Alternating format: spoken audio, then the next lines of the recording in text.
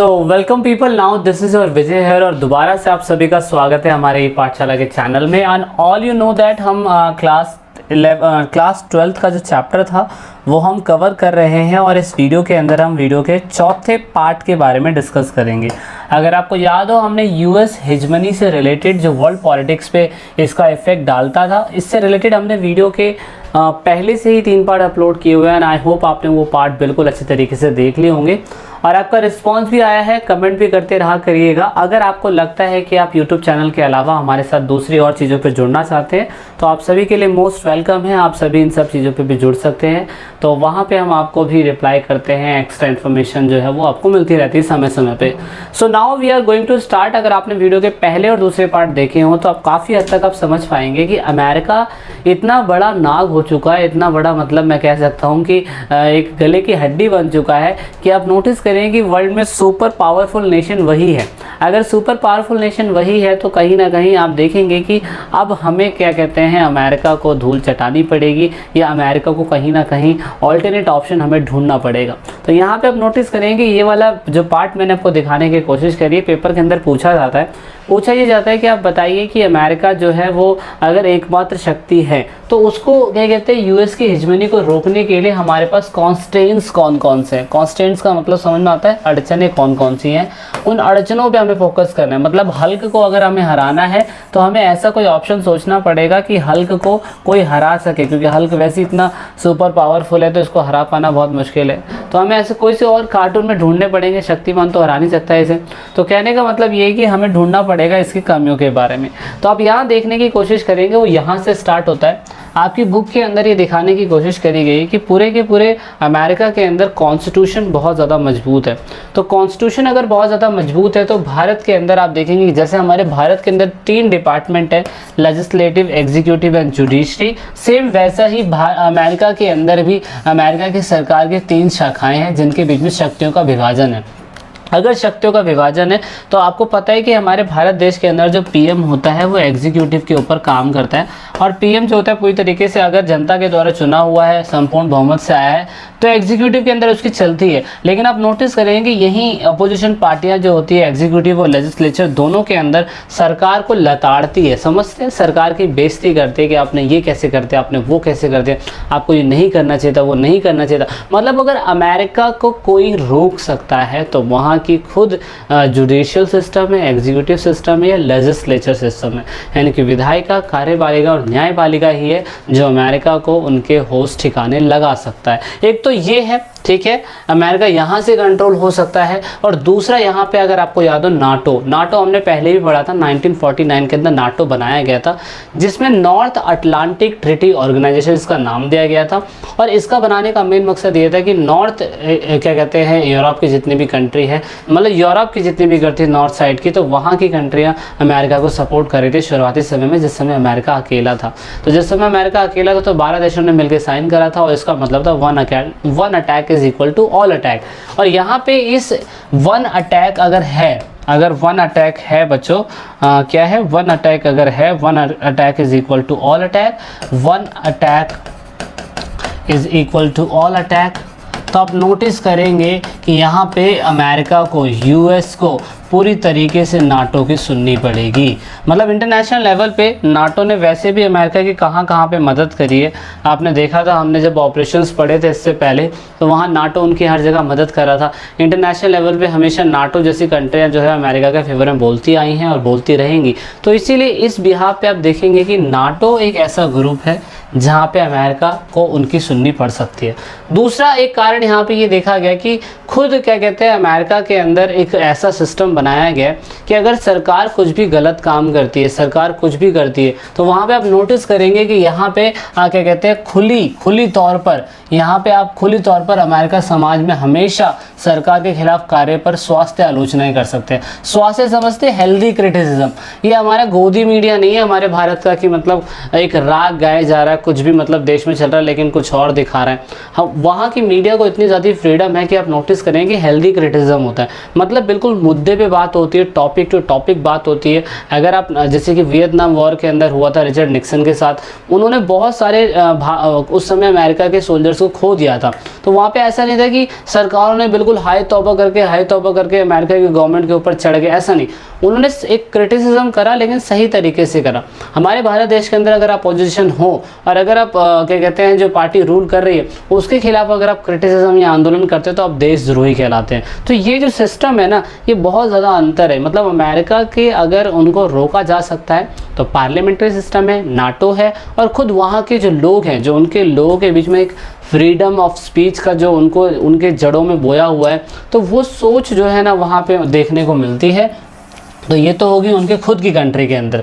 लेकिन ऐसा ये भी कहा गया है कि अगर हमें यूएस के वर्चस्व को पूरी तरीके से ख़त्म करना है तो बहुत से लोगों ने और भी चीज़ें बताने की कोशिश करी है। वो कौन सी है? तो नंबर 1 है मिलिट्री कॉलोनेशन। मिलिट्री कॉलोनेशन का मतलब समझते हैं? मिलिट्री कॉलोनेशन का मतलब खुद यूएसए जो है अपनी पूरी सभी कंट्रियों के कंपैरिजन में 36% जो है अपना खुद मिलिट्री के ऊपर खर्चा करती है। ये हमने पहले भी देख लिया। लेकिन मिलिट्री कॉलोनेशन का मतलब ये हो गया कि अगर रशिया एक साथ आ जाए, प्लस चाइना एक साथ आ जाए, प्लस क्या कहते हैं जापान एक साथ आ जाए, और प्लस इंडिया एक साथ आ जाए, अगर ये सारे लोग एक साथ आ जाएंगे तो कहीं ना कहीं वो अमेरिका को टक्कर दे पाएंगे। But this is not possible, ऐसा हो ही नहीं सकता। चाइना और इंडिया कभी एक साथ आ जाए, मतलब हम दिखाने की कोशिश तो करते हैं पर रियल में हम कभी उनके साथ नहीं है, आई शपथ। तो यहाँ पे पाकिस्तान और इंडिया कभी एक साथ नहीं आ सकता अगर उसे चाइना के खिलाफ वॉर लड़ना है, और उसके साथ मिलिट्री अलायंस अगर उन्हें यूएसए के खिलाफ वॉर लड़ना है तो कभी वह साथ में नहीं आएंगे। तो ये एक दिक्कत है। दूसरा है strict international law. Strict international law समझते हैं? जैसे कि आपको पता है कि यूएन के अंदर अगर यूएन किसी ए और बी कंट्री के बीच में लड़ाई हो रही है तो आप नोटिस करेंगे कि इन दोनों के बीच के डिस्प्यूट को ख़त्म करने के लिए यूएन आता है। लेकिन यहाँ पे तो भैया कौन है बॉस? यूएसए बॉस है। बॉस क्यों बॉस है? क्योंकि अगर आपने बहुत सारी चीज़ें देखी थी कि चार ऑपरेशन थे, 4 ऑपरेशन में से 3 ऑपरेशन तो ऐसे थे जिसमें अमेरिका ने अपनी चलाई, यूएन की सुनी नहीं। तो काय बात की स्ट्रिक्ट पॉलिसी रह गई। लेकिन स्ट्रिक्ट पॉलिसी बननी चाहिए, अगर अमेरिका को कंट्रोल करना है तो स्ट्रिक्ट पॉलिसी बननी चाहिए। तो यहाँ पे आप नोटिस करेंगे कि मुझे एक डायलॉग याद आ रहा है, वो डायलॉग भी मेरे दिमाग से निकल गया अभी। लेकिन कहने का मतलब ये है कि कानून जब बनाया जा रहा है तो सभी के लिए बराबर होना चाहिए, है ना। ऐसा नहीं होना चाहिए कि मतलब किसी के लिए कुछ है, किसी के लिए कुछ है। मतलब अगर छोटी कंट्रियां हैं तो वहाँ पे नाटो इंटरफेयर कर देता है, और सॉरी यूएनओ इंटरफेयर करता है। अमेरिका की बात होती है तो यूएन हाथ खड़े कर लेता है। This is not the possible way. हमें अगर कंट्रोल करना है तो हमें रूल्स एंड रेगुलेशन कड़े बनाने चाहिए। दूसरा, formation of world government. World government का मतलब ये है कि यूएन जैसी हमने वर्ल्ड गवर्नमेंट तो बना दी है, लेकिन अगर ये सही तरीके से काम नहीं कर रही है तो हमें दूसरी और भी ऐसी कोई संस्था बनानी चाहिए, अदर कोई ऐसी अथॉरिटी बनानी चाहिए जो वर्ल्ड गवर्नमेंट का काम करे, है ना। अगर यूएन के बस की नहीं है तो role of non government organisation. Role of non government organisation का मतलब ये हो गया कि अगर मान लीजिए कि यूएन के अंदर अमेरिका जो है अपनी पावर ज़्यादा चला रहा है, तो यूएन के अलावा भी ऐसी बहुत सारी कम्युनिटी है जहाँ पे क्या कहते हैं वो अमेरिका को गिराने की कोशिश कर सकते हैं।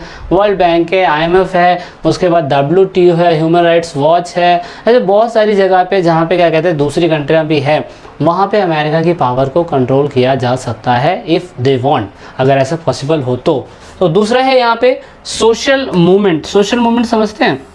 बाइकआउट कर देना पब्लिक ओपिनियन के तहत। अगर मान लीजिए कि इंडिया के अंदर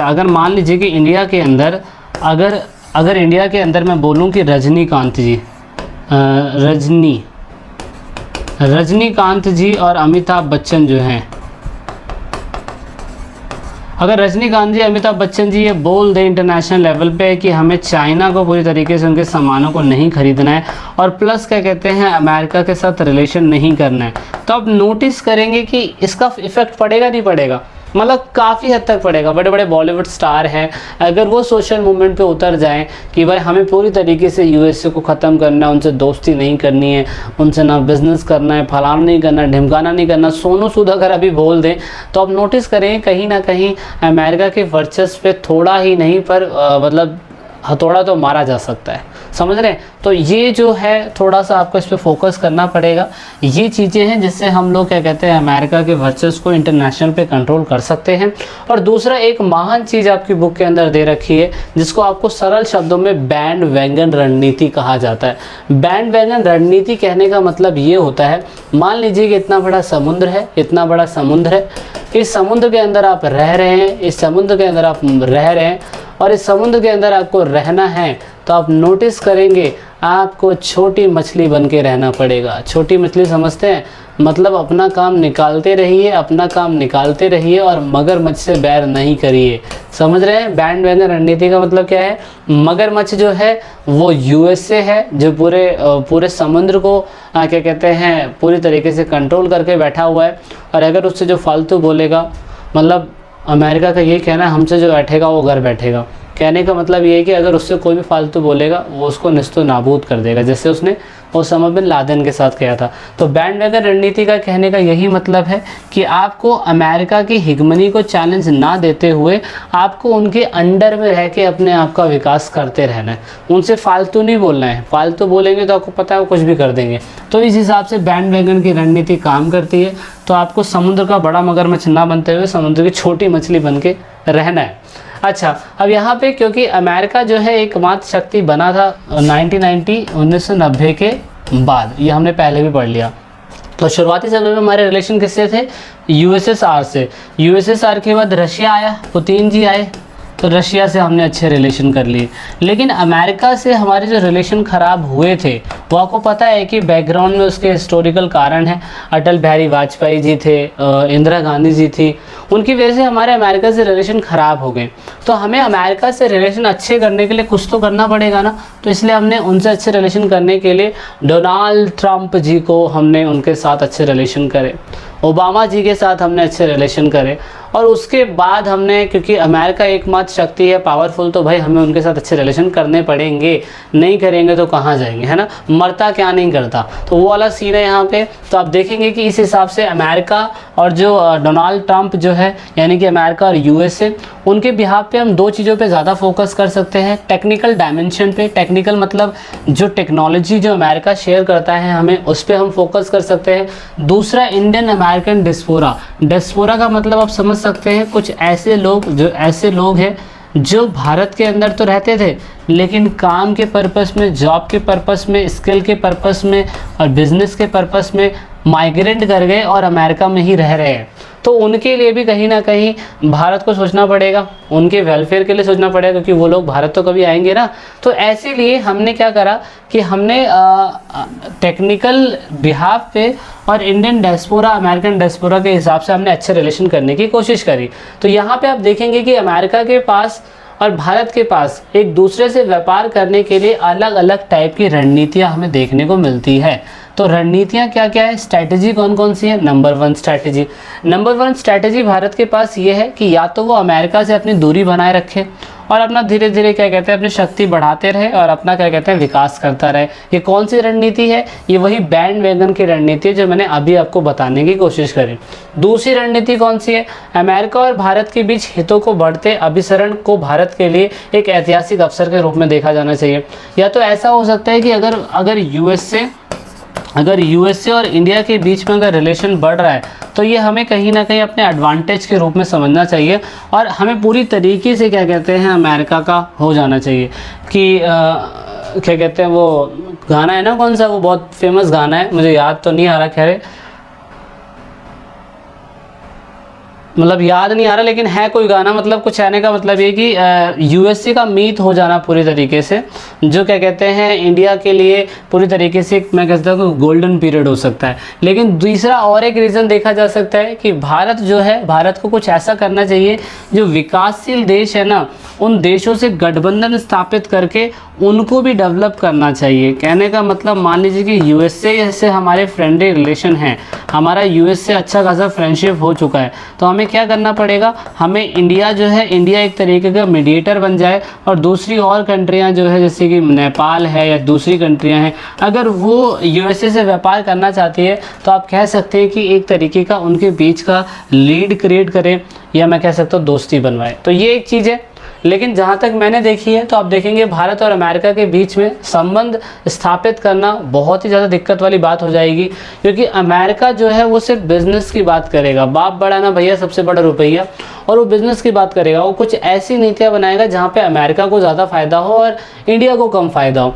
तो इसीलिए हमेशा इंडिया को अमेरिका से बिजनेस करते वक्त अपनी कुछ ऐसी मिक्स पॉलिसी बना के रखनी पड़ेगी, ऐसी रणनीति बनानी पड़ेगी जो अमेरिका और भारत के साथ विदेश नीति की रणनीति होगी वो मिश्रित होगी।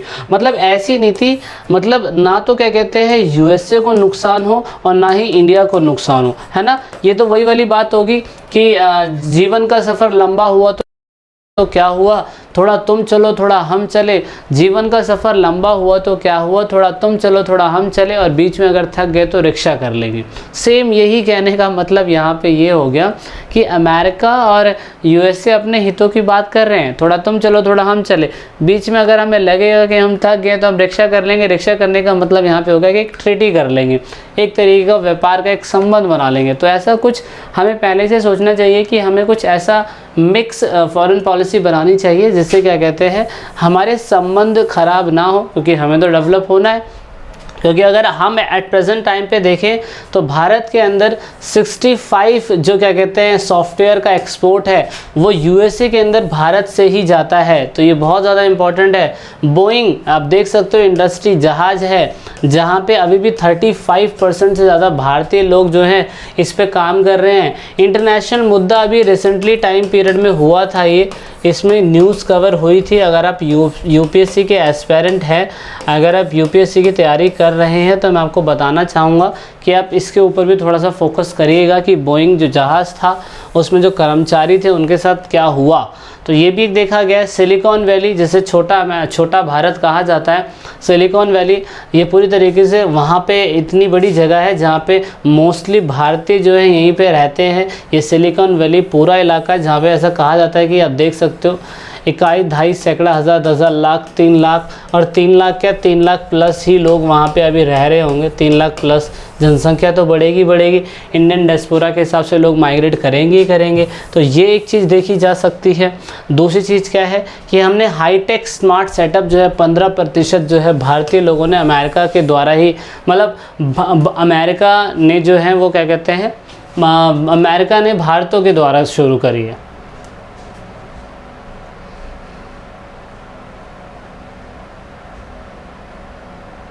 ठीक है ना। तो ये चीज़ है, थोड़ा सा इस पर फोकस कर लीजिएगा। अगर आप इस पर फोकस कर लेंगे तो आप काफ़ी हद तक कवर कर पाएंगे। तो अभी इतना ही है इस पूरे चैप्टर में। आई होप आप चैप्टर को कवर करने में काफ़ी हद तक सक्षम हुए होंगे। वीडियो को एंड तक देखा है तो बहुत बहुत थैंक यू सो मच आप सभी के लिए, हृदय की गहराइयों से धन्यवाद। अगर आप चैनल पर नए हैं तो आपको पता है चैनल को, इस प्लेटफॉर्म को सब्सक्राइब करना है ताकि आपको अच्छी अच्छी चीज़ें इन फ्यूचर में मिलती रहें। So this is it in this video. जब तक के लिए जय हिंद, जय भारत।